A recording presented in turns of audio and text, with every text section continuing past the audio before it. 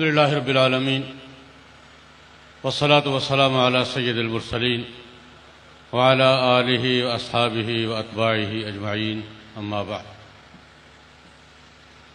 حضرات علماء کرام، محترم بزرگوں، دوستوں، بھائیوں اور ساتھیوں، سب سے پہلے مجلس صوت الاسلام کو، مجلس کے روح رواں مفتی ابو ہریرہ صاحب کو، ان کے رفقاء کی ساری ٹیم کو اور ان کے سرپرست اعلیٰ حضرت مولانا مفتی محی الدین صاحب کو اس مسلسل پیش رفت پر مبارکباد دیتا ہوں. جب مجلس تشکیل پائی تھی تب بھی میں حاضر ہوا تھا، وقتاً فوقتاً حاضر ہوتا رہا ہوں، اور ایک درخت کو پھلتا پھولتا دیکھ کر مجھے خوشی ہو رہی ہے. پھر ان طلباء کو جو مختلف انعامی مقابلوں سے گزرتے ہوئے آخری مقابلے میں آئے ہیں، ان کو بھی مبارکباد دیتا ہوں اور دعا گو ہوں کہ اللہ رب العزت اللہ کرے زور بیاں اور زیادہ.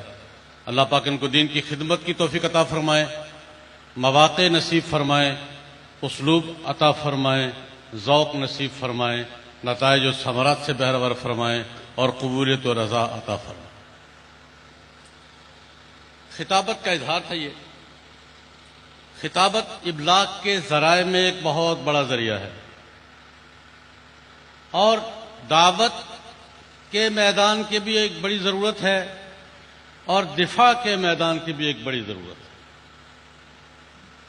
ابلاغ کے ذرائع میں آج بھی سب سے مؤثر خطابت ہی ہے. روبرو گفتگو جو اثر انداز ہوتی ہے. میں اس کے صرف ایک پہلو پر دو واقعات عرض کرنا چاہوں گا کہ اس کی سنت نبوی میں اہمیت کیا ہے اور جناب نبی کریم صلی اللہ علیہ وسلم کے زمانہ بابرکت میں خطابت کا رول کیا تھا، کردار کیا تھا. اس پر دو واقعات عرض کر کے اپنا حصہ ڈال کے اجازت چاہوں. غزوہ خندق جب ختم ہوا ہے، متحدہ محاذ بنا تھا. مدینے کی ایک چھوٹی سی آبادی کے خلاف عرب قبائل کا متحدہ محاذ بنا تھا. متحدہ محاذ نے گھیرا ڈال لیا تھا، حصار کر لیا تھا، محاصرہ رہا. اور قرآن پاک نے کیفیت یہ بیان کی: زاغت الابصار وبلغت القلوب الحناجر وتظنون باللہ الظنون. میں اس تفصیل میں نہیں جاتا، لیکن محاصرہ تھا. ہنالک ابتلی المؤمنون وزلزلوا زلزالا شدیدا. ان تمام مراحل سے گزر کر محاصرہ ناکام ہو گیا. جو لوگ بدر میں آئے تھے حملہ آور ہو کر، احد میں آئے تھے، پھر خندق میں آئے تھے، جب یہ متحدہ محاذ مدینہ منورہ کے محاصرے میں ناکام ہو کر واپس چلا گیا،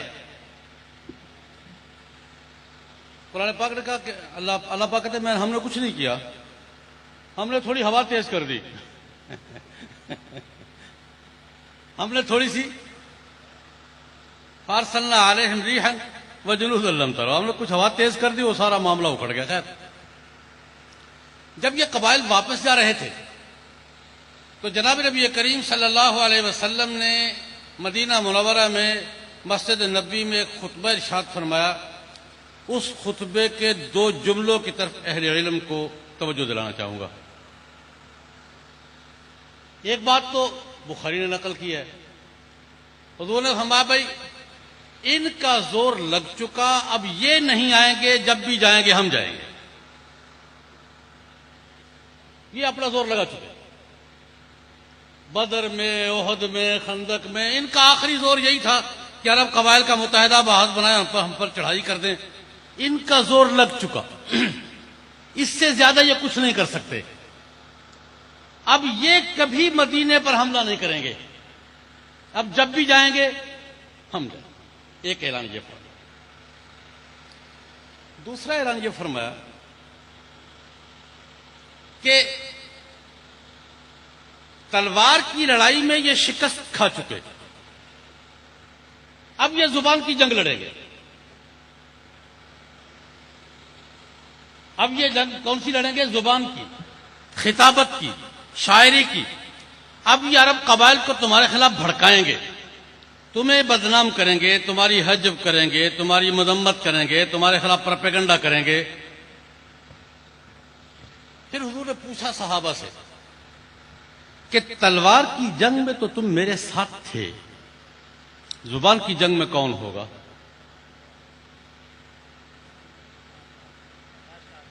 پوچھا. تلوار کی جنگ میں تو تم میرے ساتھ تھے، بدر میں بھی تھے، احد میں بھی تھے، خندق میں بھی تھے، اور نتیجہ تم نے دیکھ لیا. اب جنگ ہوگی زبان کی، خطابت کی، شاعری کی. میں اس کو تعبیر کرتا ہوں، حضور نے فرمایا اب میڈیا وار ہوگی. اب کیا ہوگی؟ میڈیا وار ہوگی. اس جنگ میں کون میرے ساتھ ہے؟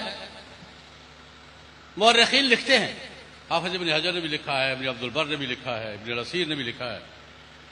3 آدمی کھڑے ہو گئے. جب حضور نے فرمایا کہ میڈیا کی اس جنگ میں میرے ساتھ کون ہے بھائی، 3 آدمی کھڑے ہو گئے.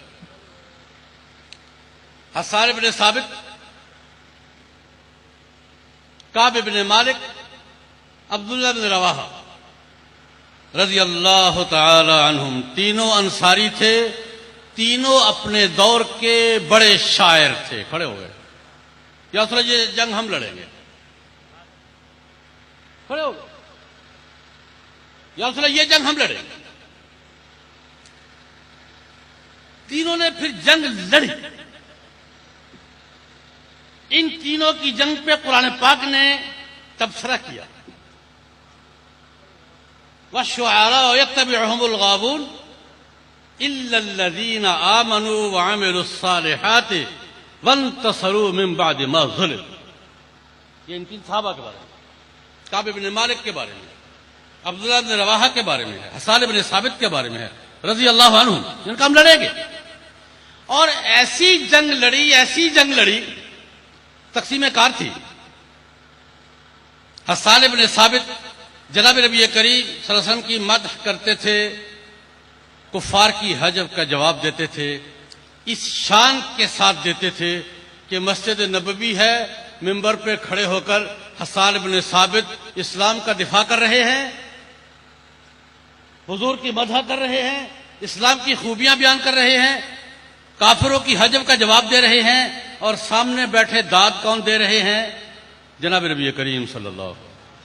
بخاری کی روایت. منبر پہ کھڑے ہیں، میڈیا کی جنگ لڑ رہے ہیں. اشعار میں اس دور کے میڈیا میں، اس دور کے میڈیا کی زبان میں اسلام کے اوصاف بیان کر رہے ہیں، حضور کی مدح کر رہے ہیں، حجب کا جواب دے رہے ہیں. حسان ابن ثابت نے یہ ڈیوٹی اپنے ذمہ لے لی.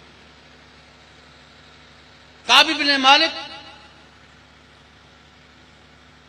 ابن مالک کفر کی مذمت کرتے تھے، اسلام کی خوبیاں بیان کرتے تھے. اور عبداللہ بن رواحہ نے رزمیہ شاعری، مار دیں گے، کاٹ دیں گے، اڑا دیں گے، پھینک دیں گے.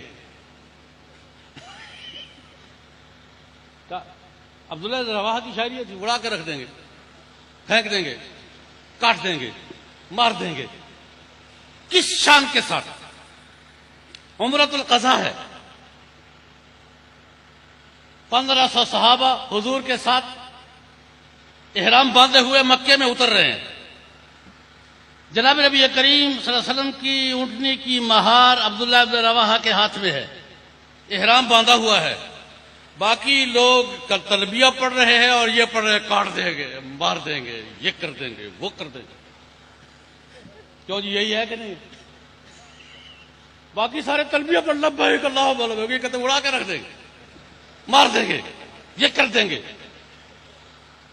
وہ لوگ تلبیہ پڑھ رہے ہیں اور یہ رزمیہ شاعری کر رہے ہیں. حضرت عمر نے دیکھ لیا، قریب آئے. ہو خدا کے بندے کیا کر رہے ہو؟ احرام باندھا ہوا ہے، مکے کی وادی میں اتر رہے ہو، خانہ کعبہ نظر آ رہا ہے، حضور کی اونٹنی کی مہار پکڑی، عمرہ کرنے آئے ہو؟ کیا کرنے آئے ہو؟ بس کرو. حضرت عمر کا اپنا مزاج تھا. حضرت عمر نے اشارے کنارے سے بس کرو یار، کیا کر رہے ہو؟ تم کیا پڑھ رہے ہو؟ نبی کریم صلی اللہ علیہ وسلم نے اوپر سے دیکھ لیا، فرمایا دع ہو یا عمر، عمر چھوڑو، پڑھنے دو اس کو، دع ہو یا عمر، عمر اس کو پڑھنے دو، اس کے اشعار کافروں کے سینوں میں تمہارے تیروں سے زیادہ نشانے پہ بیٹھتے۔ یہ میڈیا کی جنگ تھی، جنگ لڑی پھر۔ اس جنگ کے جرنیل کون تھے؟ حسان ابن ثابت تھے، کعب ابن مالک تھے، عبداللہ بن رواحہ تھے رضی اللہ تعالیٰ عنہ۔ میں تفصیلات میں نہیں جاتا، میں نے صرف بتایا کہ رسول اللہ صلی اللہ علیہ وسلم نے فرمایا خندق کے غزوے کے بعد کہ تلوار کی جنگ میں یہ مار کھا چکے، اب تمہارے خلاف یہ زبان کی جنگ لڑیں گے، خطابت کی جنگ لڑیں گے، شعر و شاعری کی جنگ لڑیں گے، میڈیا کی جنگ لڑیں گے۔ اور صحابہ نے یہ جنگ بھی لڑی یا نہیں لڑی؟ میں آپ سے پوچھتا ہوں، صحابہ کرام نے یہ خطابت اور شاعری کی جنگ لڑی یا نہیں لڑی؟ اور جیتی یا نہیں جیتی؟ ایک واقعہ اور رسول اللہ صلی اللہ علیہ وسلم کی خدمت میں مختلف قبائل سے لوگ آتے تھے، اسلام قبول کرتے تھے اپنے اپنے ذوق کے مطابق۔ کوئی کشتی لڑ کے کرتا تھا، کوئی کچھ کر کے کرتا تھا۔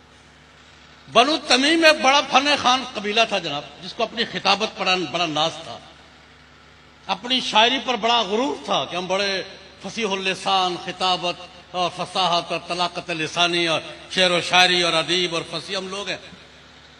آ گئے جناب نبی کریم صلی اللہ علیہ وسلم کی خدمت میں، جناب ہم آئے ہیں، لیکن جناب ہم تو اپنے میدان کا مقابلہ مانگتے ہیں، ہمارے ساتھ تو مقابلہ کرو خطابت کا، ہمارے ساتھ مقابلہ کرو شعر و شاعری کا، مجلس جمے گی، تقریری مقابلہ ہوگا، اگر تقریری مقابلہ آپ جیت گئے تو ہم اسلام قبول کریں گے۔ یہ حضور کے زمانے میں تقریری مقابلہ ہوا ہے کہ جی ہوا ہے یا نہیں ہوا؟ صدارت کس نے کی ہے؟ ان کے جناب ہم تو جس طرح رکانہ نے کہا تھا نا رضی اللہ عنہ کہ جناب میں تو پہلوانی کی زبان سمجھتا ہوں۔ رکانہ سے جب کہا اس نے اسلام کو، کہا جی میرے ساتھ کشتی لڑو، کشتی میں پچھاڑ لیا تو ٹھیک ہے، پچھاڑا ایک دفعہ نہیں، 2 دفعہ 3 دفعہ۔ میں یہ عرض کیا کرتا ہوں کہ اسلام کا دفاع اور اسلام کے کفر کا مقابلہ، کفر جس میدان میں چیلنج کرے اس میدان میں اس کو قبول کرنا سنت رسول ہے۔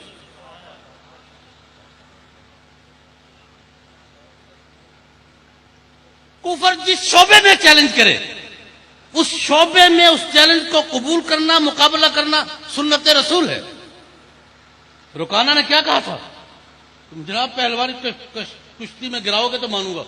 گرایا، ایک دفعہ گرا کر جو اتفاق ہو جاتا ہے، دوسری دفعہ گرایا، تیسری دفعہ کہتا ہے اشہد ان لا الہ الا اللہ۔ بنو تمیم والے آ گئے، جناب ہم تو مقابلہ کریں گے، مجلس جمائیے، خطابت کا مقابلہ ہوگا، شعر و شاعری کا مقابلہ ہوگا، اگر یہ تقریری مقابلہ اور مشاعرے کا مقابلہ آپ جیت گئے تو ہم کلمہ پڑھ لیں گے۔ محفل جمی، مقابلہ ہوا، اقرا ابن حابس تھے، زبرقان ابن بدر تھے، اتارد ابن حاجب تھے، بڑے خطیب تھے، بڑے شاعر تھے۔ نبی کریم صلی اللہ علیہ وسلم جب تشریف فرما ہوئے تو انہوں نے ہمارا اوپنر بھی تم ہی ہو بھائی، پھر بسم اللہ کرو، لاؤ سامنے، تمہارا شاعر کدھر ہے؟